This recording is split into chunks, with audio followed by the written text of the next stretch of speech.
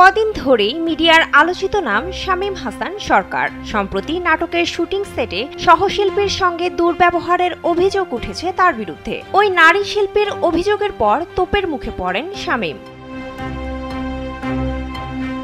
একটা সময় শামীম ও অহনার প্রেমের গুঞ্জন চাউড়ছিল মিডিয়ায়। তারা বিয়ে করেছেন বলেও শোনা যায়। তবে এসব গুঞ্জন উড়িয়ে দিয়েছিলেন দুই তারকা। এবার এক সাক্ষাৎকারে ছোট পর্দার জনপ্রিয় অভিনেত্রী অহনা নাম উল্লেখ না করে তার সাবেক প্রেমিক সম্পর্কে নেতিবাচক মন্তব্য করেছিলেন। কেউ কেউ ধরেই নিয়েছিলেন অহনার সেই সাবেক আর কেউ নন শামীম।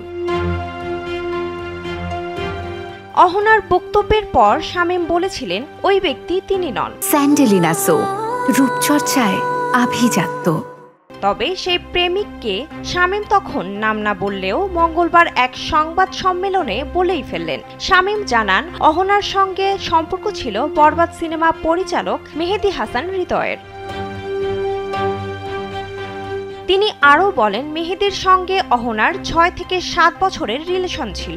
আমি মাঝে অহনার সঙ্গে বন্ধুত্ব করেছি। ওই সময়েও মেহেদীর সঙ্গে সম্পর্কে ছিল অহনা। আমার কারণেই ওর সঙ্গে সম্পর্ক টেকে নাই।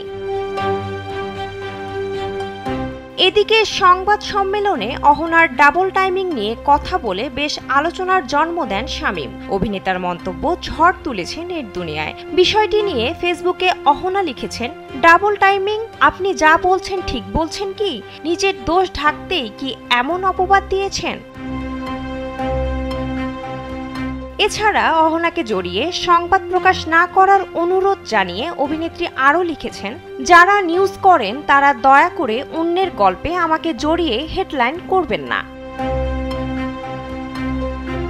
উল্লেখ্য, কন্টেন্ট ক্রিয়েটর ও অভিনেতা শামীম হাসান সরকারের বিরুদ্ধে সম্প্রতি অভিনেত্রী প্রিয়াঙ্কা প্রিয়া বেশ কিছু গুরুতর অভিযোগ তোলেন। মাদক সেবন, শুটিং সেটে অশালীন আচরণ সহ নানা কারণ উল্লেখ করেন তিনি। ওঠে যৌন হেনস্থা ও ধর্ষণের হুমকির অভিযোগও। যদিও প্রিয়াঙ্কা প্রিয়ার এসব অভিযোগ মিথ্যে বলে দাবি করেছেন শামীম। বিনোদন ডেস্ক, কালবেলা।